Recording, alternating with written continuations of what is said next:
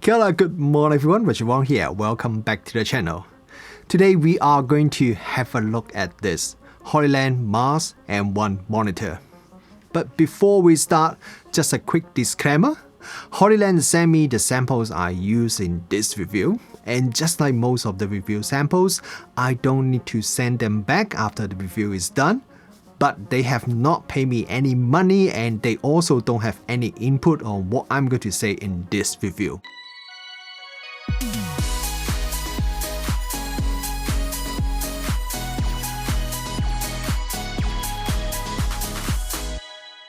Okay, so what's the Hollyland Mars M1?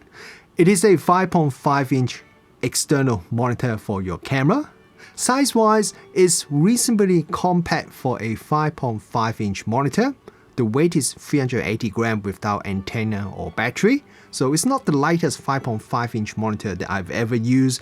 It's actually slightly heavier than the Atomos Ninja 5. But I don't really find the weight too much a problem. And what I do really like is that, unlike a lot of other 5-inch monitors in the market, which usually feel quite cheap and plasticky, the Hollyland Mars M1, it has a very solid construction. It feels like a premium product. The build quality, I would say, is even better than my Atomos Ninja 5. It probably should be though, because the price is not exactly cheap. It is around $550 US. For a 5.5-inch monitor, it is definitely pretty expensive. But then, it's not just a monitor. The Hollyland Mars M1 is also a wireless video transmitter or receiver, and that's why I mentioned about antenna just before. So we'll talk about its wireless transmission feature in a minute, but first let's look at the body design and some of its other main features first. So the 5.5-inch screen's resolution is 1920 by 1080 pixels, so pretty standard stuff. Brightness is 1000 nits, which is plenty if you're shooting indoor. Hollyland claims the screen is color calibrated. I can't really verify that, but I do find the colors, they look very nice and accurate, and it also has very good contrast as well. However, if you use this monitor outdoor, especially on a sunny day, then I do find the brightness is not really that good. It's only barely usable, and I would definitely recommend you to get the optional sun hood for it if you are planning to use it outdoor regularly. If you're wondering why the screen's brightness seems a bit low, as there are some other not really expensive monitors that are 2000 plus nits. So what I notice is the high brightness monitors, usually they are not so good in terms of the output color accuracy and contrast compared to monitors that has lower output brightness. So my guess is Hollyland, they opt for a more accurate color display panel instead of a high brightness one.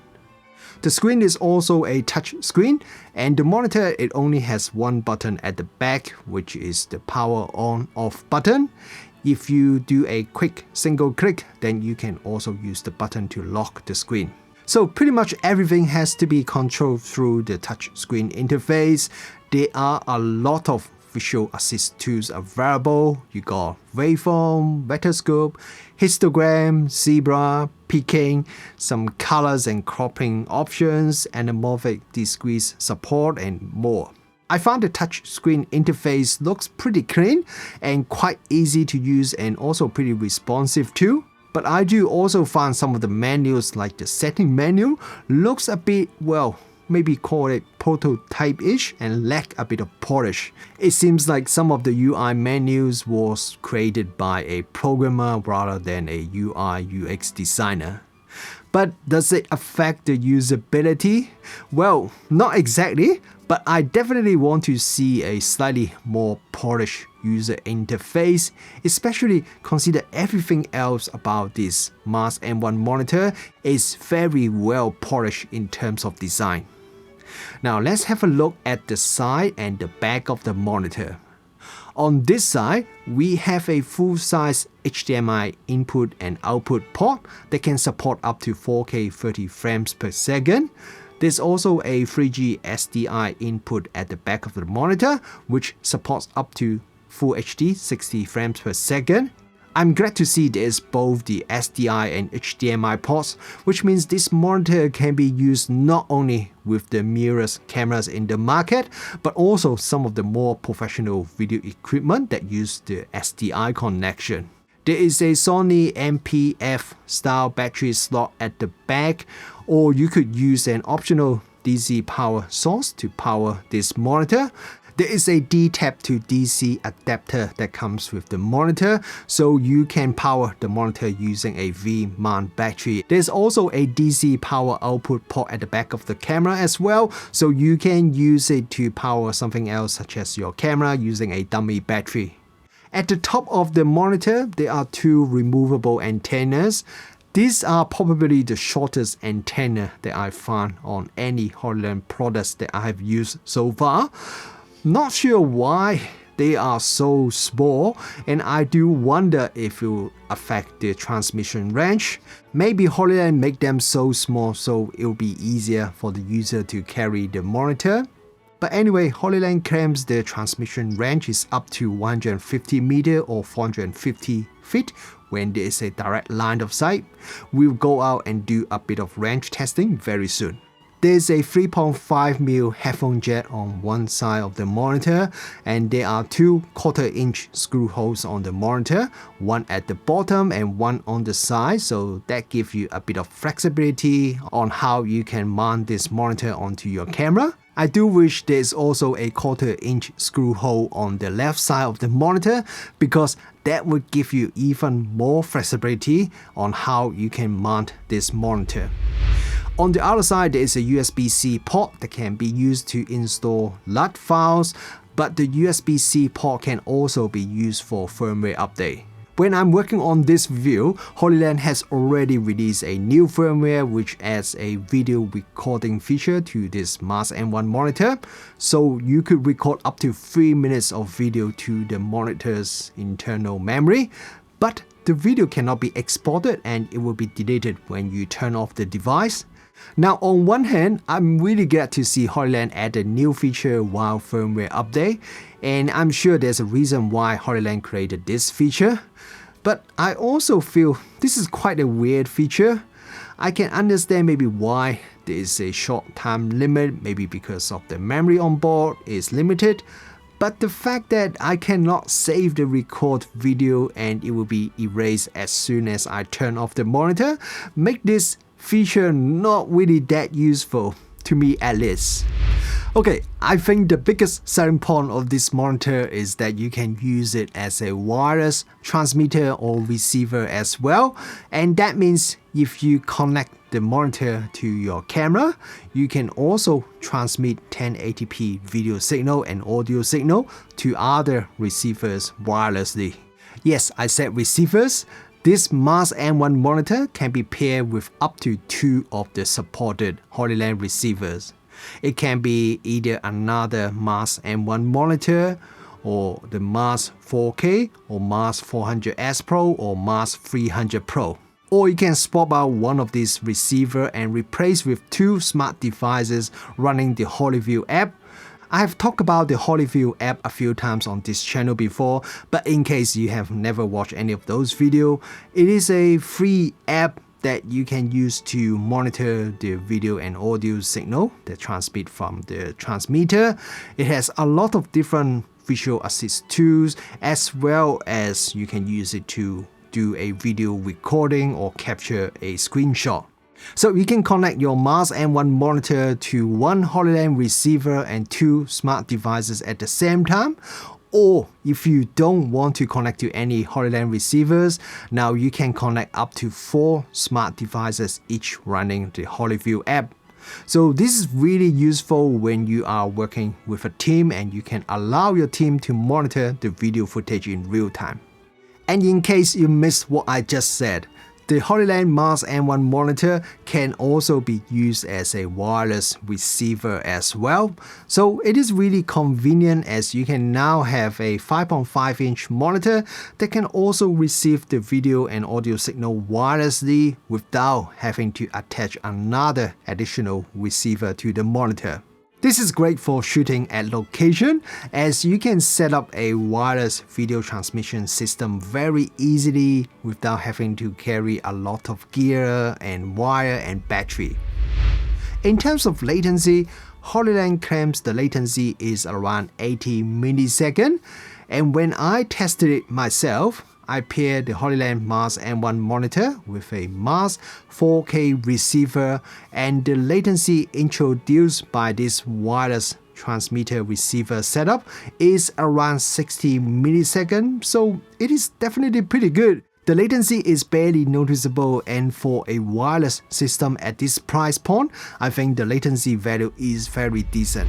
Now, in terms of the transmission range, as mentioned before, Hollyland claims the range is up to maximum 150 meter or 450 feet when there is a direct line of sight. I went out and did a test at my usual testing place. I attached a Mars M1 monitor to my camera and used that as the transmitter, and I used another Mars M1 monitor as a receiver, and also used my phone running the Hollyview app as another receiver. And my phone managed to receive the signal until I'm about 50 meters away, then it stopped working. So it's okay, but not a very long distance. With my Mars M1 monitor receiver, I got much longer range. While I did get a bit of signal interruption at around 190 meters, which is around 620 feet, the signal recovered pretty quickly, and then I could walk all the way to the gate at the opposite end of the area, so the distance was about 200 meters or 660 feet, and the transmission was still perfectly fine at that distance. So this is more than Hollyland's claimed maximum range.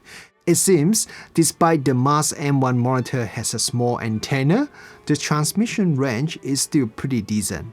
Now, that test result I got was when I use it in an outdoor open area without much interference. If you want to use it indoor, especially in some crowded area, then the transmission range would be greatly affected by the environment and also whether there is much interference or not. One nice thing about this Mars M1 monitor is that it has an auto frequency scan feature. So when you start it up, it will scan and try to pick a channel that has the lowest interference. And maybe that's why the startup and pairing does take a little bit of time. The Hollyland Mars M1 has a built-in cooling fan to help keep the temperature down. That is great because it is both a monitor and also a wireless transmitter, so it does generate quite a bit of heat. However, I found the cooling fan is really pretty noisy. When I record my video here and I have the monitor that is not too far away from my camera, even though I'm already recording the audio using a hyper-cardioid directional shotgun mic and I place it slightly away from the monitor, the microphone still picks up quite a bit of cooling fan noise, and I have to do some audio editing and try to minimize the cooling fan noise that you guys can hear in this video. If I just record some video using the camera's built-in microphone, then the cooling fan noise would become quite noticeable. There's a setting on the monitor for you to change the cooling fan from auto to mute. That is okay if you are using it when the temperature is cold, but wouldn't be suitable if you need to use the monitor on a hot day, as the monitor would heat up very quickly. So overall, what do I think about this Hollyland Mars M1 monitor? As a monitor, I think it is pretty good. It has nice, pretty accurate colors, good contrast, just not particularly bright if you want to use it outdoor. I like the build quality, it's very solid, it feels like a premium quality monitor. User interface wise, well, I think Hollyland can polish it up a bit to make the user interface looks a little bit better, but in terms of actually using and controlling the monitor, I have no issues at all. The touchscreen is also very responsive. But even though I like the quality of this Hollyland Mars M1 monitor, if you just need a monitor, it is not really a very cost-effective choice, as the price is even more expensive than the Atomos Ninja 5, which is a 4K recorder monitor. But the reason to buy the Hollyland Mars M1 is that you want a monitor and you also need to do wireless video transmission, either using it as a wireless transmitter or a receiver. Combining a wireless video transmitter into a monitor make this a very flexible and convenient gadget for video production.